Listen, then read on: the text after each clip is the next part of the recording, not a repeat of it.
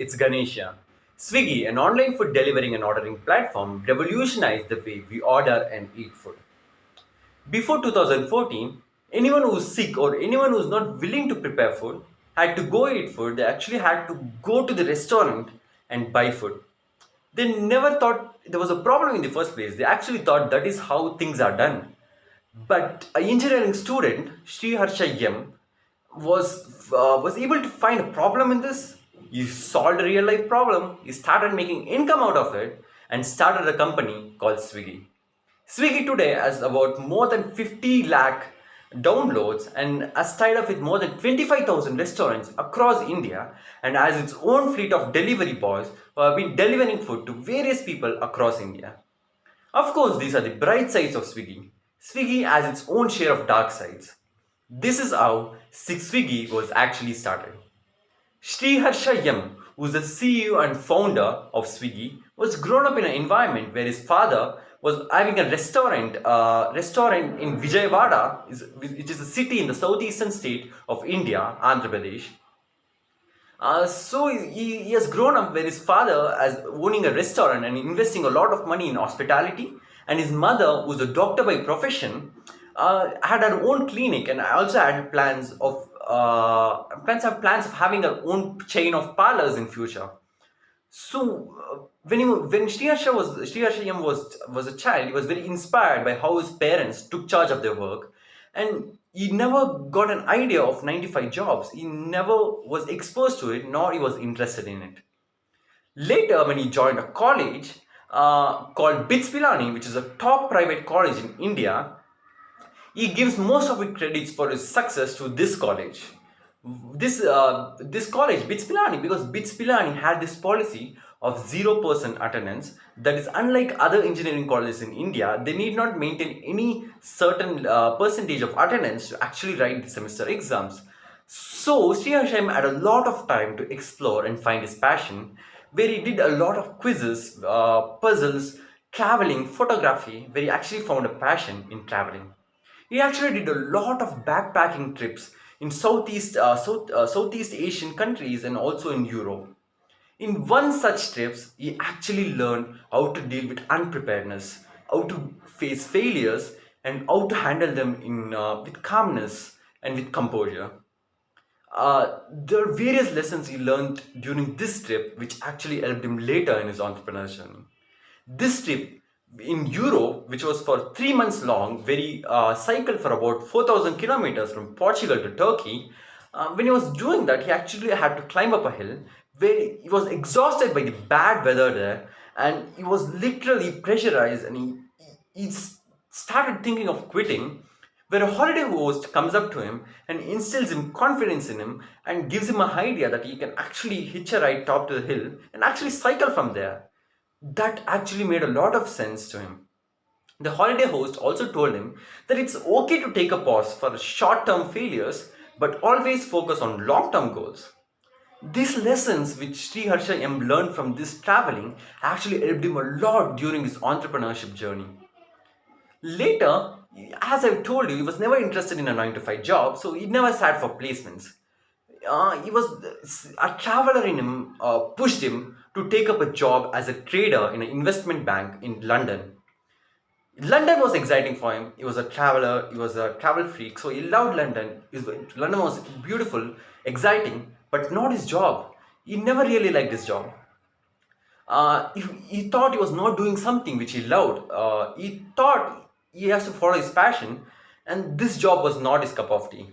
So he quits his job from London and comes back to India. But before coming back to India, he never had a plan at all. Only thing he knew was to do something long and commit to that. But he never really had any plans. Back when he came to India, he started looking for startups so that if they could hire him. But thankfully, no one hired him, because had they hired him, he could have gone to his dream and journey could have been different from him building the Swiggy company. So since no one hired him, he was just looking for something passionate. He was just thinking what to do. Then Faninder, Then Faninder Sama, who was also in Bits Pilani College, who's actually made his venture of business come to go to public, where he announces that Redbus, a company called Redbus, actually Sriharsha him thought it was a crazy idea, but only later he realized that Redbus was gaining a lot of popularity and was growing in India. So Sriharsha was inspired by Fanindra Sama and actually wanted to do something like him. He finds a like-minded person like him called Nandan Reddy, and they both joined hands together to actually do something in life. They find out there's a huge opportunity in the e-commerce industry with successful platforms like Amazon, Flipkart, eBay, and more. But there was logistic. The logistic was unorganized in them. The logistic basically means management of flow of things from the point of origin to point of consumption. That is basically shifting things, shifting from one place to another. And since these platforms like Amazon, Flipkart was gaining popularity, they thought they had to do something. They found an opportunity in this. They found out there was a huge opportunity in this, where the lot of small e-commerce people and big giants like Amazon, Flipkart, uh, they were finding it difficult to go talk to FedEx or Blue Dart to find them shifting. There were there were difficulties in shifting, that is logistics, where Ashi Ashayam and Nandan Reddy actually thought there was a possibility here, and they actually started shifting business, that is shifting or logistic business, that is from shifting from a point of origin to point of consumption, which both Nandan Reddy and Sriharsha started. They also told that it was the initial goal but not the final. They actually going to build up from there. They were doing it. They also found they also wanted someone who's very good at technology to help them. They found that technology person too, and they started working on a product to make it possible to start this business. But this company was named Bundle, Bundl, Bundle, in 2013.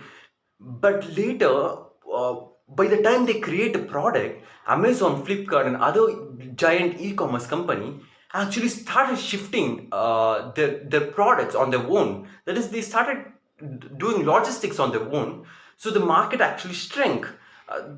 Now Sriharsha and Nandan Reddy, they realized that the market was shrinking. The big e-commerce giants were doing shifting on them. They were doing it on their own. So they realized they had to shut down this company, Bundle, within 1 year after they started. They did not take up any loans or liabilities, or they did not employ much employers. So it was fine. See, this is the pause in the story, the lesson which he learned during his trip. This pause this is a pause for a short-term goal, but what the long-term goal was to establish a business. So Sri Harshayam, who had already learned lessons in his traveling trip, that it's okay to pause for short-term goals, but always concentrate on long-term goals. He realized it was just a pause and not the end to his story. He realized there was more to his journey to come. He then he and Nandan Reddy again searched for opportunities, where they find that the logistic companies were very pathetic at using technologies, that they were not using much of technology, and at the same time the companies like Ola, Uber were gaining popularity through online booking.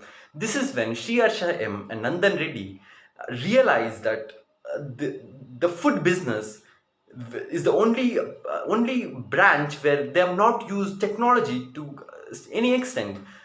That is when they realize that India's growing population, where the women and both men and women are going to work today, both a husband and a wife, they actually had to making food in the morning or during the offices, or if you're someone who's sick, they actually wanted to go buy food. They actually had to go to the restaurant.